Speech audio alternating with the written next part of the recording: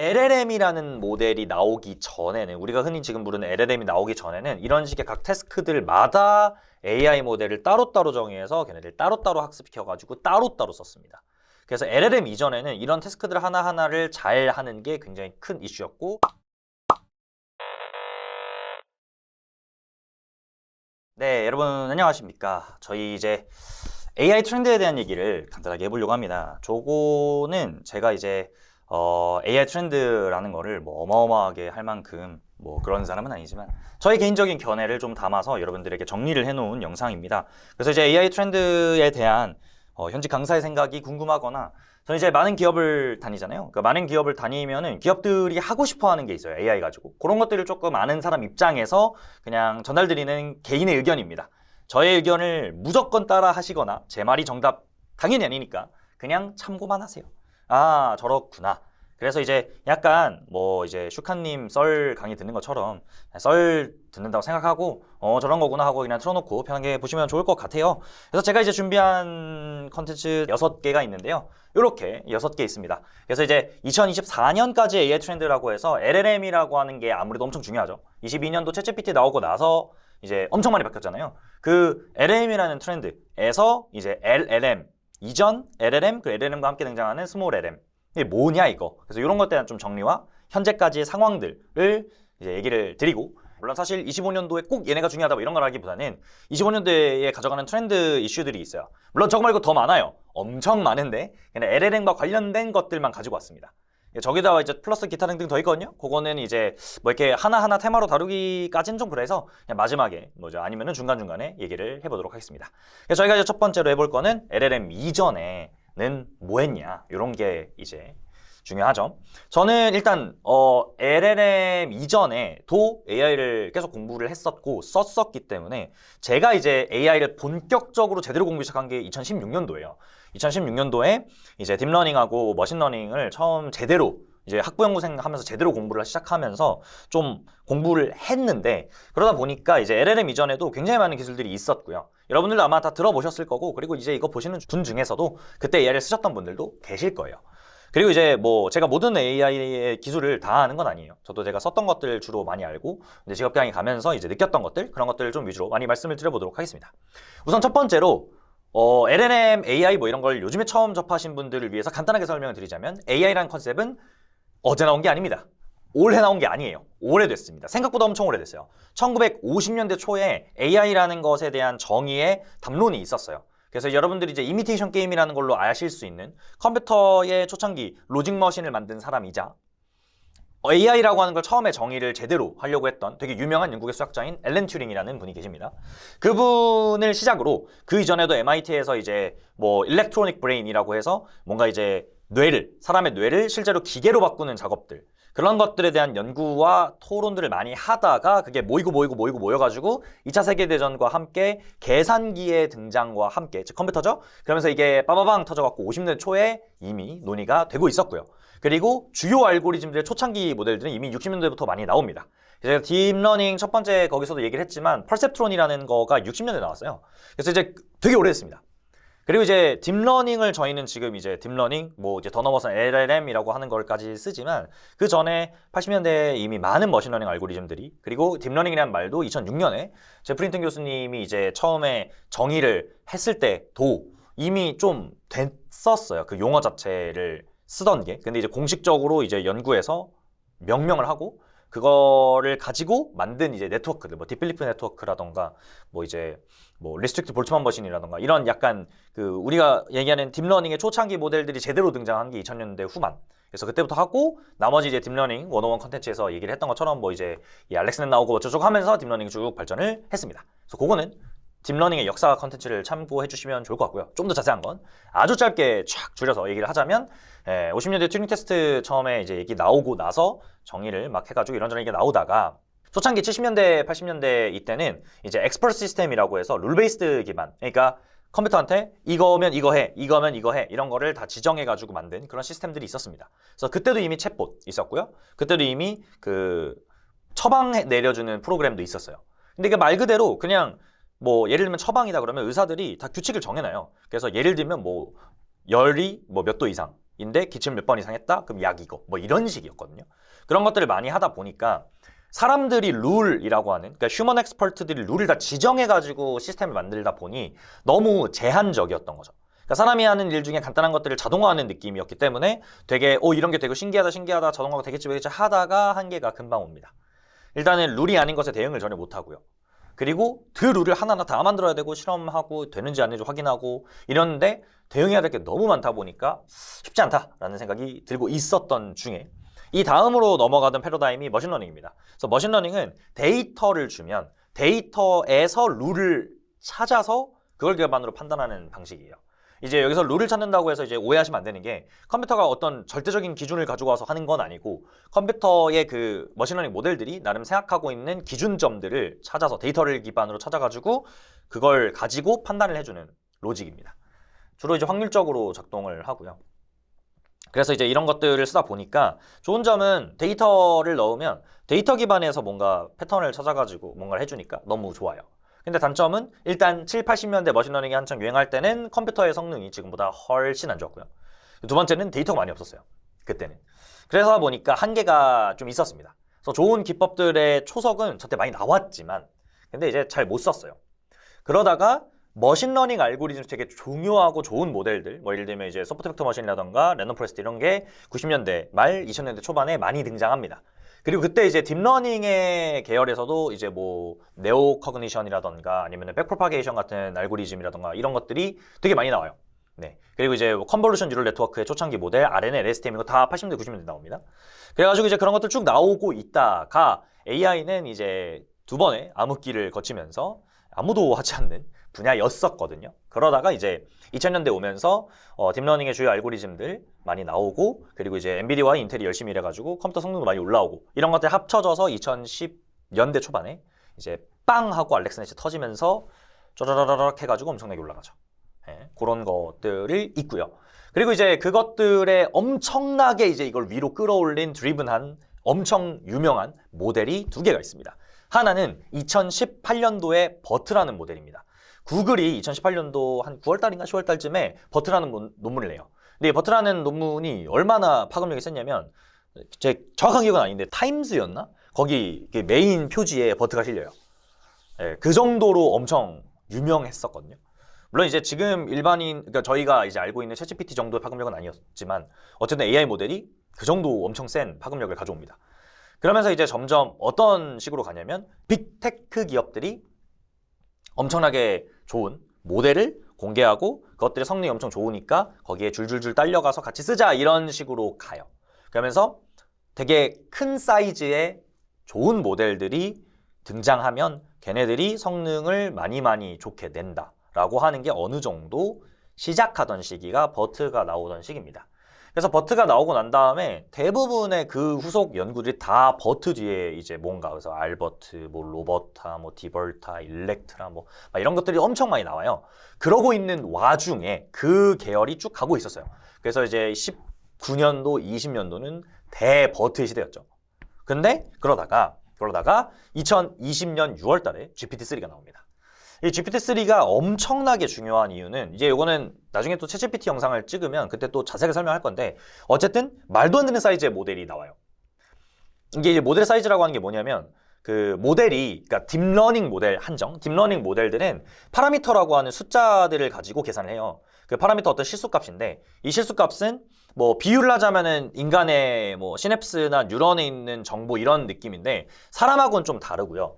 이게 그냥 어떤 실수값들을 가지고 있고 그 정말 엄청나게 많은 실수값을 가지고 계산을 주어진 로직대로 하면은 그러면 우리가 알고 있는 챗GPT 같은 결론을 낼 수 있어요. 그러니까 정보를 처리할 수 있는 굉장히 많은 숫자 덩어리라고 보시면 됩니다. 그래서 그 숫자들을 어떤 규칙에 따라서 계산을 쭉 하면 우리가 생각하는 LLM의 이제 출력 결과들이 나와요. 하여튼 그런 정보를 계산할 수 있는 정보라고 생각하시면 됩니다. 말이 좀 이상할 수 있는데 아무튼 그래서 이 숫자들이 많으면 많을수록 더 많은 정보를 처리할 수 있다. 뭐 이런 느낌이거든요. 뭐 이제 뭐 또 설명하자면 수학적으로 되게 많이 설명할 수 있지만 복잡하니까 일단은 뭐 이 정도 컨셉으로 이제 느낌을 이해하시면 되고 그래서 컴퓨터가 학습을 한다고 하면 정확히는 딥러닝 모델들이 학습을 한다고 하면은 이 파라미터 값을 정하는 거예요. 그래서 어떤 데이터가 들어왔을 때 이 숫자들을 정말 엄청나게 많은 숫자들을 조합을 해가지고 계산을 딱 해서 짠 하고 나온 게 우리가 쓸만한 좋은 결과냐 아니냐를 이 숫자들이 어떤 숫자로 되어 있느냐에 따라 결정이 되는데 그 숫자를 정하는 게 딥러닝 모델에서의 학습입니다. 뭐 학습 방식은 되게 많고 뭐 이렇게 복잡하지만 어쨌든 결론은 그래요. 근데 이제 이 숫자가 그러면 많고 학습이 잘 되면 되게 좋을 거잖아요. 인간의 발전 과정에서도 이제 그 오스트랄로피테쿠스에 시작해서 호모사피엔스까지 올 때 이제 뇌용량 커지는 거에 하나의 비유를 했듯이 이것도 약간 그런 느낌입니다. 그래서 파라미터가 커지면 처리 능력이 올라가요. 근데 이제 그거를 극단으로 올렸을 때 정말 좋아진다는 거를 GPT-3가 밝히는 거죠. 2020년 6월 달에.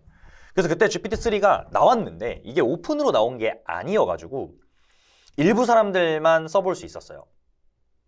그래서 이제 그걸 써본 사람들이 야 이거 시도 쓰고 소설도 쓰고 레포트도 쓰고 다 해준다. 야 대박이다. 이랬어요. 근데 이제 애매했거든요. 그러니까 지금 챗GPT 정도로 정말 쓸모가 있다 정도가 아니었습니다.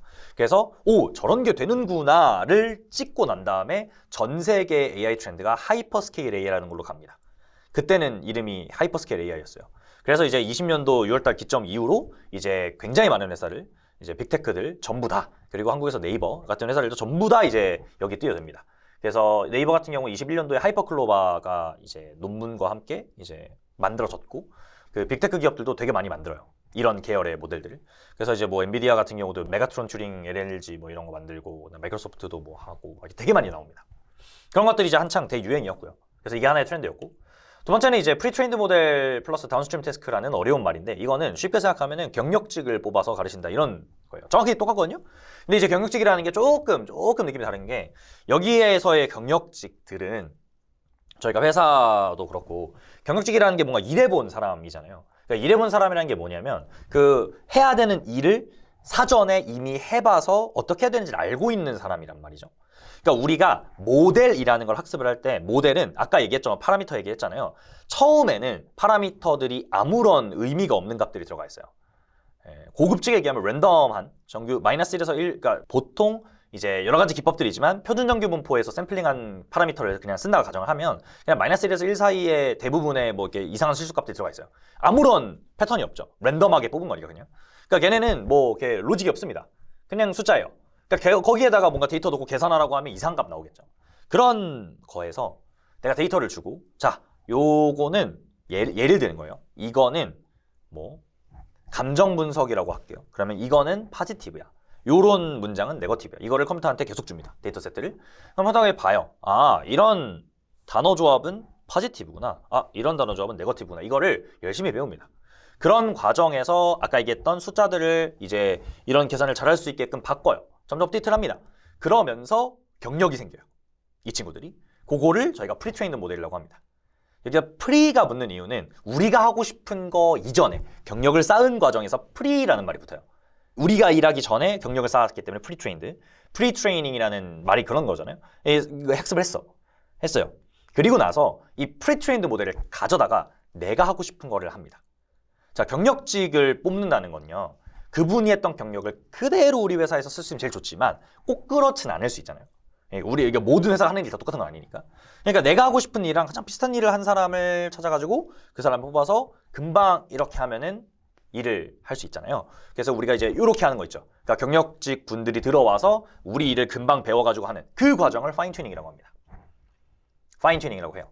이제 이런 거를 뭐 이제 묶어서 트랜스퍼 러닝이라고 하기도 하거든요. 그러니까 기존에 배웠던 거를 트랜스퍼 해서 그러니까 새로운 컨셉을 트랜스퍼만 해주면 금방 배울 수 있다. 이렇게 얘기하는데 아무튼 그때 이제 이 프리트레인드 모델, 버트라는 모델을 위키피디아 데이터라던가 북코퍼스, 그 다음에 이제 뭐 공개되는 엄청 큰 데이터 같은 거 있거든요. 그런 것들을 학습을 해가지고 얘가 일반적인 언어에 관련된 특히 이제 영어가 많았겠죠. 영어에 관련된 좀 컨셉을 이해하고 있는 애한테 내가 하고 싶은 뭐 퀘스천 앤서링이라던가 센티멘털 레스라던가 아니면은 뭐 서머라이제이션이라던가 이런 거를 시키게 얘한테 이제 너 이거 해 이러면서 추가적 학습을 시키면 그거를 귀신같이 잘하는 모델들이 나온다가 1년도 2년도까지의 트렌드였습니다. 지금도 물론 현업에서 씁니다. 이 컨셉은. 그리고 이 컨셉은 되게 유효하고 되게 좋아요. 근데 이제 이 컨셉보다 더 큰 게 왔을 뿐이죠. 그래서 어쨌든 이제 요걸 많이 썼어요. 이거는 버트라는 모델이 주도를 했고 그리고 이제 그 뭐 컴퓨터 비전 쪽에서도 당연히 이런 메인 모델들 레즈넷이라던가 에피션트넷이라던가 이런 게 있었습니다. 그래서 모든 분야들이 다 이런 짓을 하고 있었고요.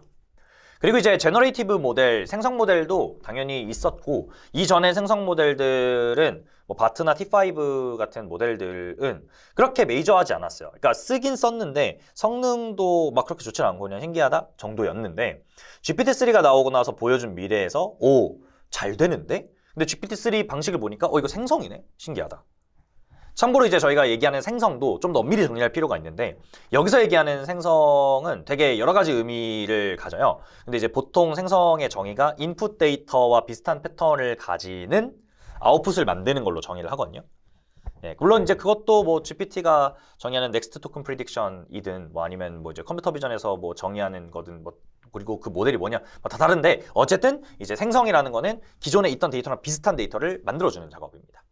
그래서 이제 대표적으로 NLP, 자연어 쪽에서는 GPT-3가 있었고, 그 다음에 비전 쪽에서는 되게 많은 모델이 있었지만 한 21년도, 2년도 때는 3D 생성의 대표적인 너프라고 하는 이제 모델. 저거는 2D 이미지를 지금은 더 발전했는데 2D 이미지를 한 3장에서 6장, 뭐 더 많이 넣어도 되죠. 그렇게만 넣으면 그걸 다 연결하는 3D를 만들어주는 그런 기술이에요. 엄청나게 대단한 기술이고, 저 너프 뒤에 이제 지금은 가우시안 스플리팅이라고 해서 좀 더 발전된 게 있다고 하는데, 아무튼 그런 식으로 점점 발전을 합니다. 이미지 쪽도. 그리고 지금 여러분들이 뭐 너무나 잘 알고 있는 디퓨전 모델 기반의 뭐 스테이블 디퓨전이라던가 그걸 서비스로 만든 미드저니 같은 뭐 되게 많잖아요. 달리3도 있고. 그런 애들도 이제 이미지 생성하는 생성 모델이죠. 그래서 얘네들이 다 이제 초석 기본적인 모델들 이런 게 다 21년도 뭐 이럴 때 많이 나왔어요. 네, 아무튼 그래가지고 이제 딥러닝의 트렌드가 저렇게 가고 있었고, 또 하나는 이제 21년도, 22년도 이때 주요 멀티모달의 핵심 모델들이 나와요. 클립이라고 하는 모델이 있는데, 클립은 오픈AI에서 만든 거고, 뭐 클립은 사실 연구하는 사람들한테 좀 중요한 내용이긴 하지만, 어쨌든 이제 클립이라는 걸 하면서 멀티모달이라는 컨셉이 뭐냐면 여러 서로 다른 데이터의 특징을 가진 애들을 엮어줄 수 있는 모델이에요.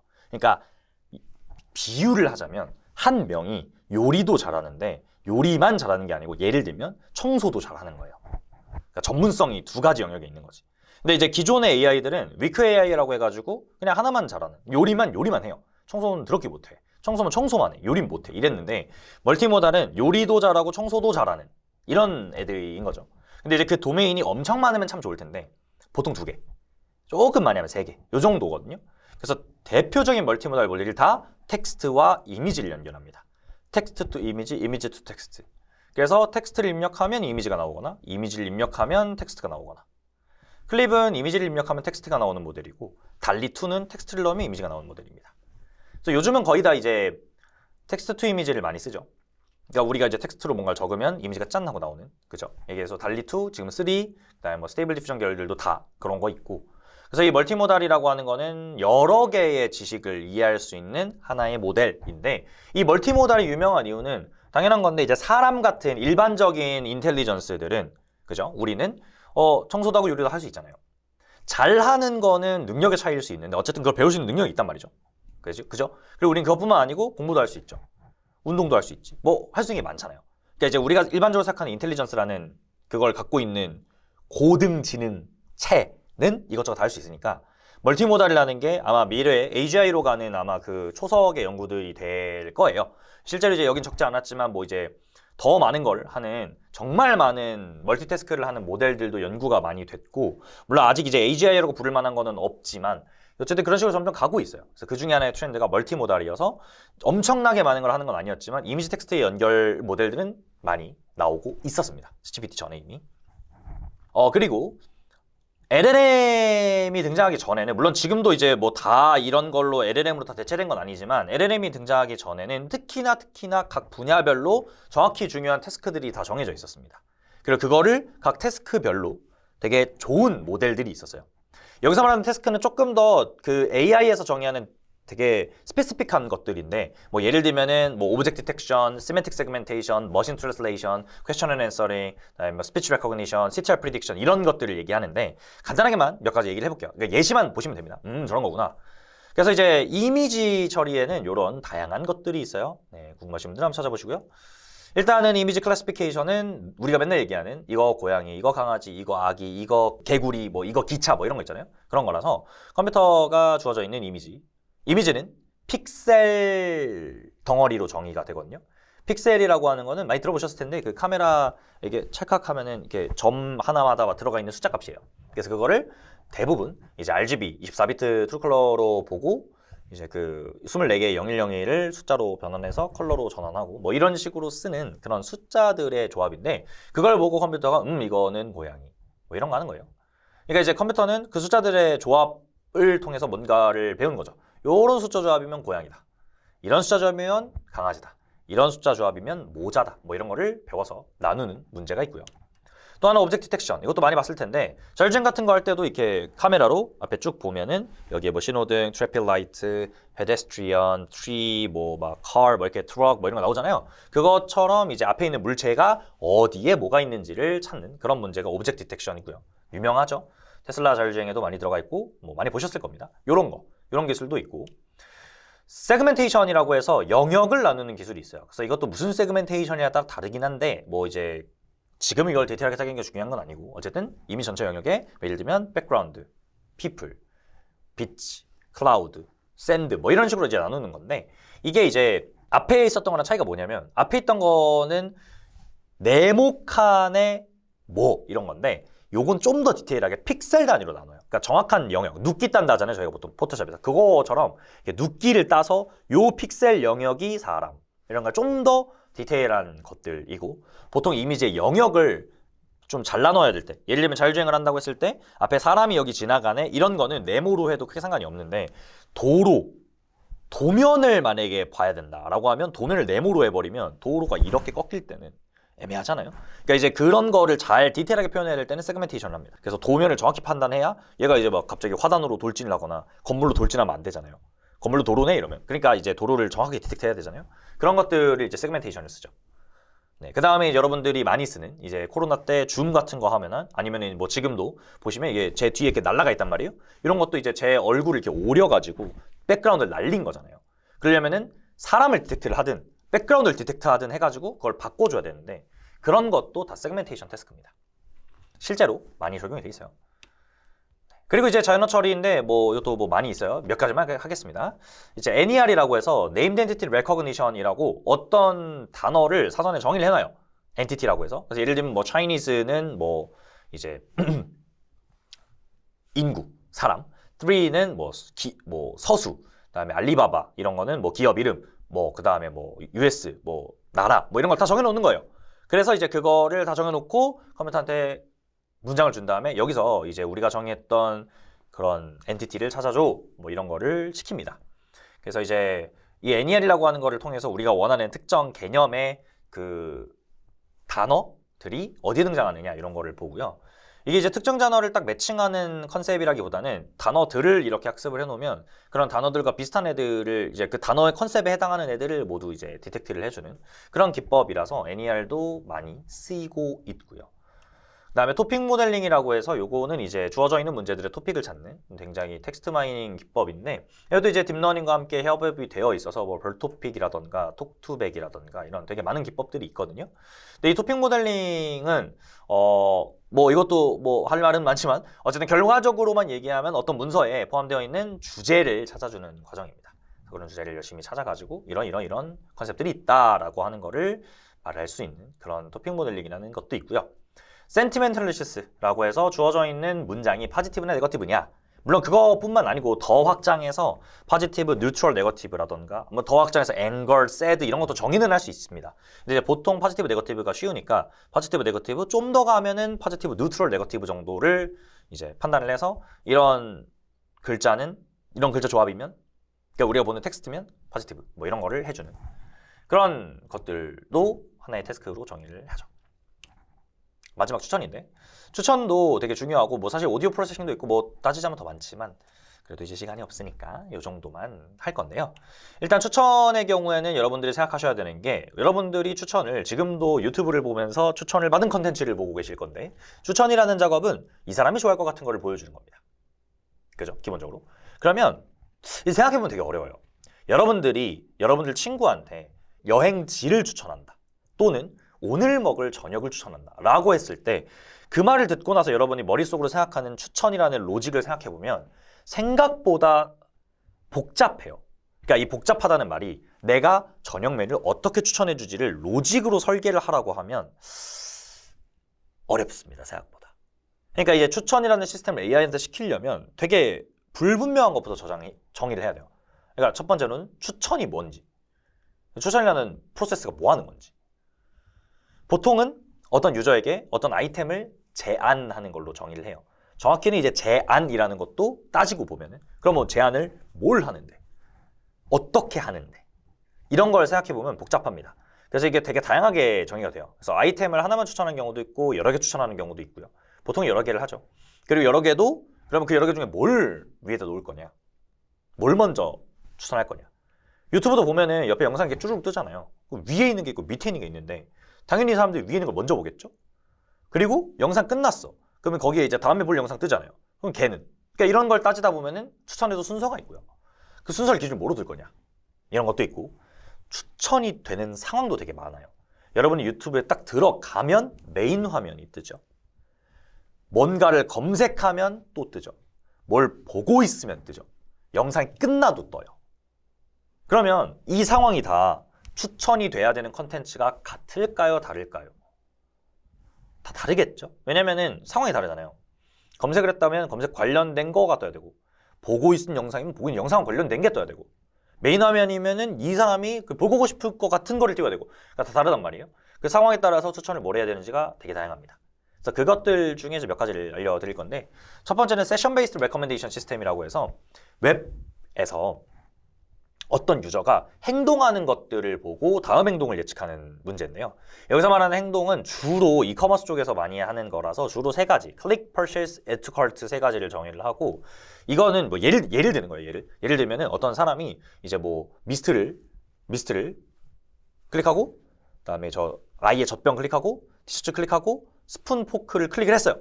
그러면 이 사람은 그 다음에 티셔츠를 카트에 담고, 바지를 카트에 담고, 신발을 카트에 담고, 모자를 카트에 담고 얘네를 구매한다. 뭐 예를 들면 이런 행동 패턴을 보였다면, 이제 이 사람이 클릭을 하고 있을 때, 예를 들어서 이제 뭐 티셔츠를 클릭을 했어요. 그러면 보통 이 사람들은 다음에 수저 포크를 클릭하던데 하면 우리는 수저 포크를 추천해 주는 거죠. 클릭할 거지? 자, 봐. 그러면 이제 클릭을 더 많이 하겠죠? 그러면 클릭을 더 많이 하면 리텐션이라고 구매로 전환될 확률이 올라가겠죠, 당연히. 왜냐면 많이 추천을 해줬으니까. 너 이거 할 거잖아 라고 추천해줬으니까 오호 하고 귀신같이 클릭을 하는. 그리고 더 좋은 거는 이제 구매까지. 그쵸? 네, 그런 거를 이제 미리 예측해서 어떤 아이템에 어떤 액션을 할 건지를 예측하는 문제를 세션 베이스드 레커멘데이션 시스템이라고 합니다. 두 번째 이제 퍼스널라이즈라고 해서 이제 유저가 접속을 해서 본인의 로그인 기록, 그러니까 이제 뭔가 이전에 했던 기록들을 가지고 추천해주는, 대표적인 유명한 게 이제 콜라보레이티브 필터링이라고 해서 넷플릭스와 유튜브 알고리즘으로 많이 알려져 있는 유명한 문제인데, 핵심 로직만 간단하게 말씀을 드리자면 나랑 비슷한 영상 보는 사람을 찾아요. 유튜브 기준으로. 그래서 그 비슷한 영상을 보는 사람 찾아. 그 다음에 그 사람이 봤던 영상 중에 안 본 걸 나한테 추천해 줍니다. 근데 이제 무조건 안 본 건 아니고 그 중에서 가장 내가 잘 볼 것 같은 걸 추천해 주긴 하는데, 어쨌든 그 사람이 본 것 중에 내가 안 본 거, 그 중에서 내가 제일 볼 것 같은 것들을 추천해 주는 그런 방식이 콜라보레이티브 필터링, 이거는 방식이고요. 이게 되게 좋아요. 성능이 되게 좋아서 내가 만약에 시청 기록을 많이 갖고 있다, 그리고 이제 이 플랫폼이 시청 기록들을 많이 갖고 있다고 하면 이 컨셉이 되게 잘 먹힙니다. 잘 먹힘이 이미 많은 서비스를 통해서 증명이 됐죠. 무조건 이거 하는 거 다 잘 되고 이런 건 모르지만 어쨌든 시청 기록이 충분히 있다면 잘 될 수 있습니다. 근데 이제 이 얘기를 하면은 필연적으로 따라오는 게, 근데 시청 기록이 없으면? 근데 로그인을 안 했어요. 또는 나는 이 서비스를 처음 써. 그럼 이제 어떻게 하냐 해서 이제 추천에서는 유명한 문제, 콜드 스타트 프로블럼이라고 해서 처음 들어오는 유저에게 뭘 추천해 줄 것이냐, 이런 것도 좀 이슈가 있습니다. 그래서 이런 식으로 하나씩 따지다 보면 되게 많은 태스크들이 있고요. 정리를 하자면 이런 태스크들 소개해 준 이유가 뭐냐면, LLM이라는 모델이 나오기 전에는, 우리가 흔히 지금 부르는 LLM이 나오기 전에는 이런 식의 각 태스크들마다 AI 모델을 따로따로 정의해서 걔네들 따로따로 학습시켜가지고 따로따로 썼습니다. 그래서 LLM 이전에는 이런 태스크들 하나하나를 잘 하는 게 굉장히 큰 이슈였고, 연구할 때 이런 거 하나에 대해서 최신에 나온 연구보다 내가 이런 방식을 제안해서 난 더 성능이 더 좋아, 난 더 빨라, 뭐 이런 것들을 계속 연구를 해왔어요. 굉장히 많이. 이것도 지금 이 패러다임 유효합니다만 이거를 좀 통합적으로 넘어간 트렌드로 가는 게 LLM입니다. 그래서 저희가 다음 영상에는 LLM에 대한 얘기를 조금 해보도록 하겠습니다. 네, 그래서 요거 영상이 유익하셨다면 좋아요, 그리고 이제 구독도 해주시고요. 그리고 저희는 다음 영상에서 뵙도록 하겠습니다. 고맙습니다. 감사합니다.